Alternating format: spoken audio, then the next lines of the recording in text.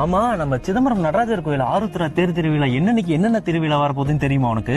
அத நம்ம சிதம்பரம் மக்கள்கிட்ட கேட்டாலே சொல்லுவாங்களே.